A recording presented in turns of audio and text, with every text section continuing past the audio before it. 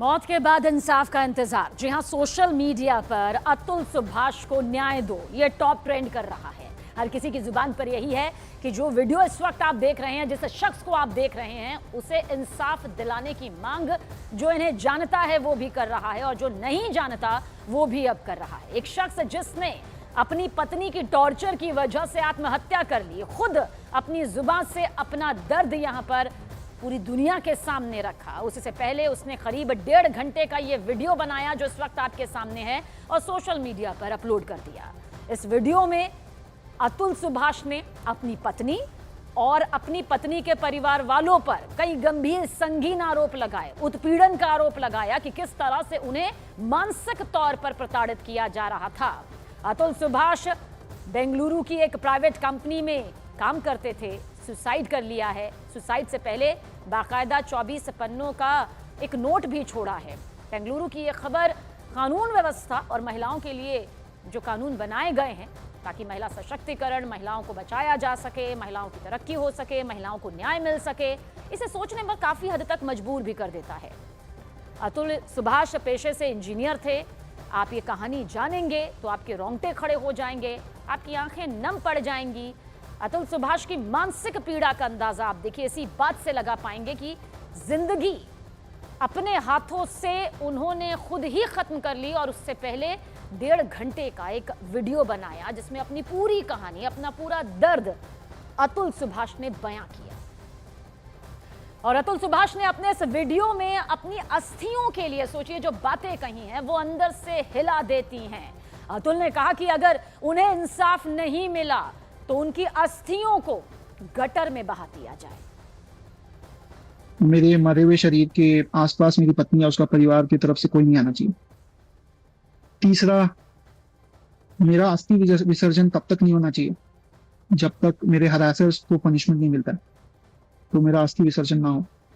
अगर इतने सारी चीजें, एविडेंस और सब कुछ होने के बाद भी अगर कोर्ट, ये जज और मेरे बाकी के हरासर्स को पनिशमेंट नहीं देती है और बरी कर देती है, तो मेरा जो अस्थि है वहीं कोर्ट के बाहर किसी गटर में बहा देना चाहिए, ताकि मैं ये जान जाऊं हमेशा हमेशा के लिए, मैं ये अपना लेसन सीखता रहूं कि इस देश में क्या वैल्यू है एक लाइफ की। और अतुल सुभाष ने अपने वीडियो में अपनी आखिरी इच्छा भी जाहिर की है। उन्होंने कहा कि उनके बेटे को उनके माता पिता को सौंप दिया जाए। उनके बेटे की परवरिश उनके माता पिता ही अच्छे से कर पाएंगे क्योंकि उन्हें अपनी पत्नी पर भरोसा नहीं। उन्होंने ये भी कहा कि उनकी पत्नी अपने बेटे को आखिर क्या परवरिश देगी, उस परवरिश पर उन्हें बिल्कुल भी भरोसा नहीं है।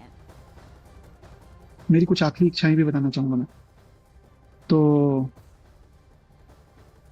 मेरी कुछ आखिरी इच्छाएं जो हैं ये हैं, ज़्यादा मुझे उम्मीद तो नहीं है, लेकिन अभी भी मैं अपनी वाइफ को बोलूँगा कि उसमें तो कोई वैल्यू नहीं है, मेरी वाइफ में खुद। तो मेरे बच्चे को क्या ही बड़ा करेगी वैल्यू के साथ। मेरे पेरेंट्स को मेरा बच्चा दे दे, वो उसको बेटर वैल्यू के साथ बड़ा करेंगे। और I think she should have done it with me, she should have given the child to me, but मुझे बच्चे से अलग रख के दुख पहुंचाने के लिए उसने किया है, जबकि उसे भी पता है वो बच्चे को रेज करने में अक्षम है। खुद ही बोली कि मैं बच्चे के पाल परवरिश के लिए पैसे भी नहीं है, अगर तुम्हारे पास तो हमें दे दो बच्चा, हमें, मेरा आखिरी अंश है, मेरे माँ बाप को दे दो, वो बहुत नाजों से पालेंगे उसे। और मेरा भाई एक बहुत अच्छा आदमी है, वो भी पालेगा उसे। तो 1.5 घंटे का वीडियो, कई पन्नों का सुसाइड नोट जिसमें बेइंतहा बेपनाह दर्द को अतुल सुभाष ने जाहिर किया। लेकिन इसके बाद अतुल सुभाष के इस मामले में न्यूज़ 18 इंडिया की टीम जौनपुर में पहुंची। निकिता सिंघानिया जो कि उनकी पत्नी यहां पर हैं अतुल सुभाष की, जिस पर कई गंभीर संगीन आरोप इस वीडियो और इस सुसाइड नोट के जरिए लगाए गए। हमने बातचीत करने की, परिवार का रुख जानने की कोशिश की, लेकिन परिवार के साथ बातचीत यहां पर ना निकिता ने की और ना ही निकिता के परिवार वालों ने की।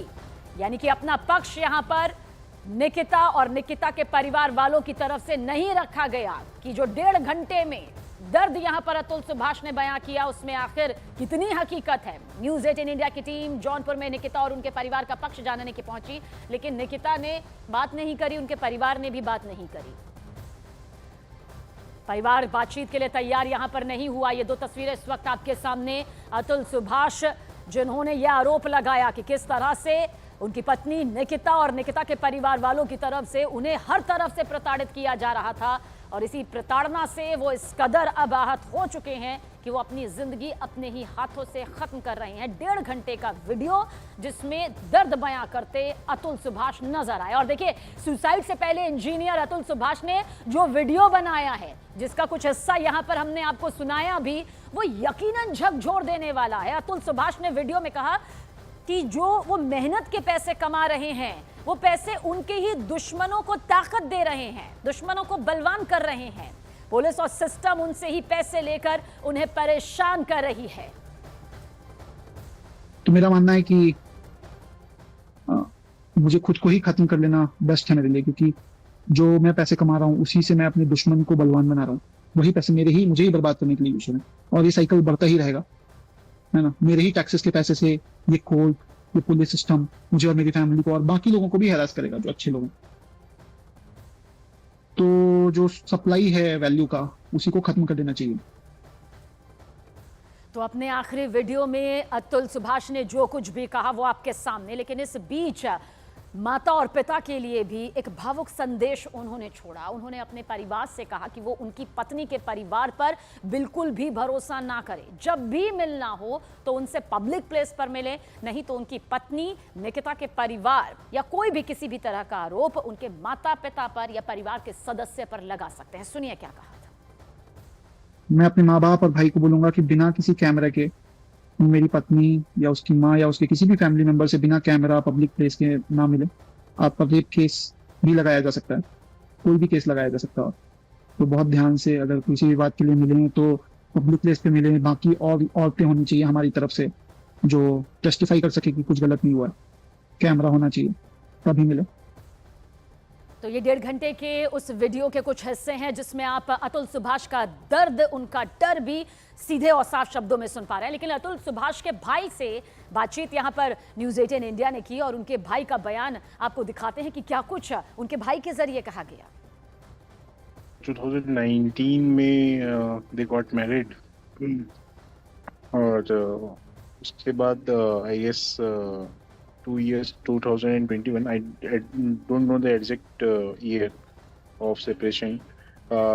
2 साल के अंदर या 2.5 साल में आई गेस सेपरेशन हो गया था। 2.5 साल में आई गेस हो गया था।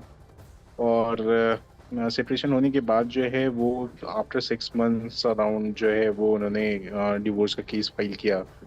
और इसके बाद फिर डिवोर्स के केस फाइल होने के बाद जो है वो लीगल सिनेरियो हमने सारी सर्च की और सारी धाराएं के अंदर इन्होंने केस दर्ज किए थे। और even not only to my brother, even on me and my old father and mother, मतलब सभी के ऊपर केस किया गया था।